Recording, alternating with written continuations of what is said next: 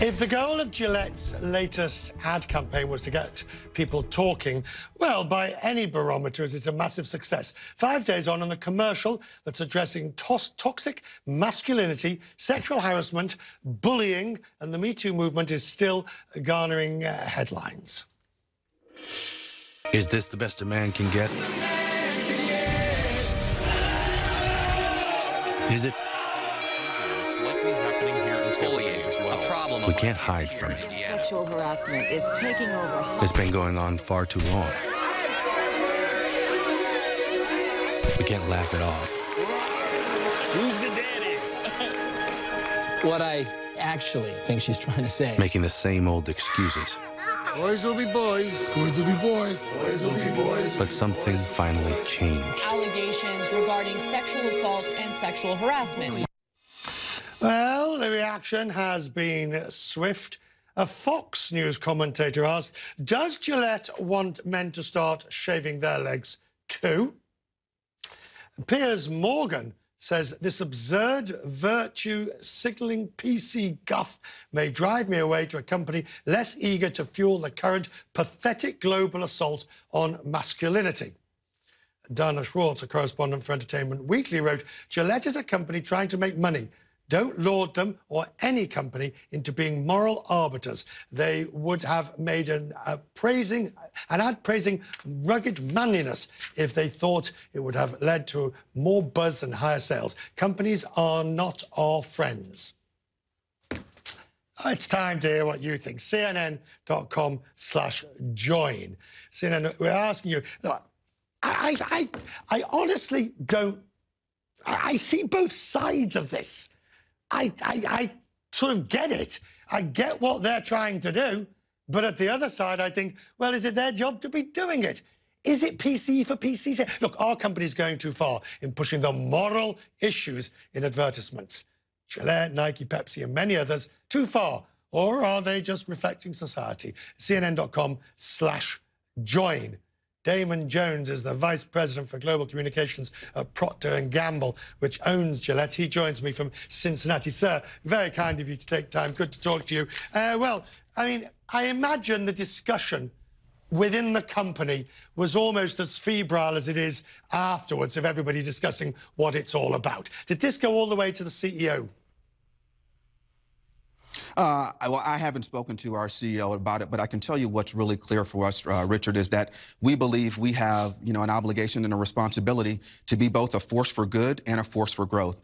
P&G is one of the largest advertisers in the world, and so we believe that, we can really have a positive impact by bringing to light and sparking constructive, positive conversations on issues that we know are important to our consumers. 9 out of 10 consumers tell us that, they want brands to be active on social and environmental issues. They will have a more positive view. We know that half of those consumers influence, their purchase decisions are influenced by their shared beliefs from a brand. So we believe it's an opportunity for us, and we believe that when we do it, we can, again, have a positive impact on society and reflect well on our brands. Right, well, we've done quite a few stories on Questman's Business about companies and CEOs being the moral barometers. So we're across the concept of what he's saying. But one thing we have discovered is it only works if the real values are those behind it. If this is nothing more than a PCPR stunt, it's going to blow up in your face. Oh, that's no doubt about it, Richard. And I can tell you that this campaign is more than an ad. Gillette, in setting a positive example and really encouraging others to set positive examples, we've committed to more than $3 million over the next 3 years, partnering with organizations like the Boys and Girls Club of America to really fuel community programs that set a positive example. But for all the debate that's out there, what we really want to do is encourage people to watch the nearly 2-minute ad. When we do that, study after study has shown that it's actually had quite a positive review, despite what some of the online commentary has. There's been debate about some of the negative imagery because that reflects some bad behavior that's out there, but the positive is also out there. What's really not up for debate is what do we want for future generations, and we want people to be standing up for women. We want them not to be bullying, not to be catcalling. So when people see the ad and they see it in its entirety, we're confident they'll come around and really, be reassured that we're standing up and doing the right thing. Okay, but to Dana Schwartz of Entertainment Weekly's point, don't laud them for being moral barometers. They would have made an ad praising rugged manliness if they would have thought it would have led to more buzz and higher sales. Tell me why Dana's wrong. Is she?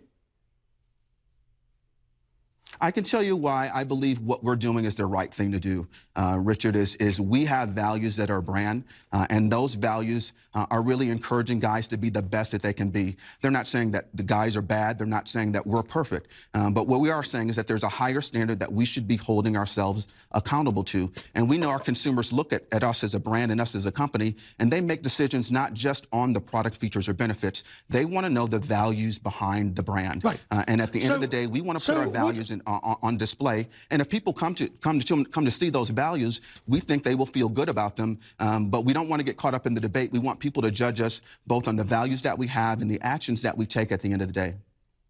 Finally, wouldn't you perhaps have been better to make an ad showing what you do in Gillette?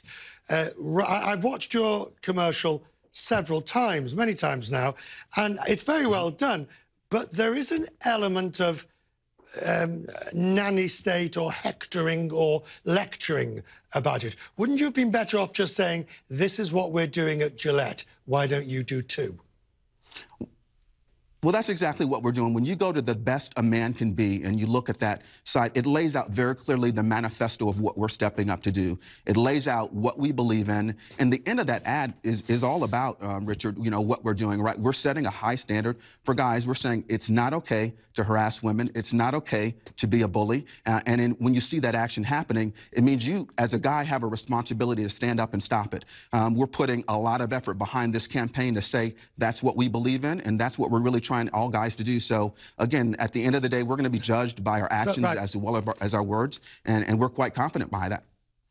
Sir, I have to tell you, we don't often get this sort of result on our straw polls at cnn.com/join. To the question, are companies going too far in pushing moral issues in ads? 43% say yes, but surprisingly to me, 56, 58%, it's moving a bit, say no. You're not going too far. So there is a split, but, sir, you seem to be on the right side of the split for this evening. Good to see you. Thank you. Thank you for taking time. Thank you, Richard.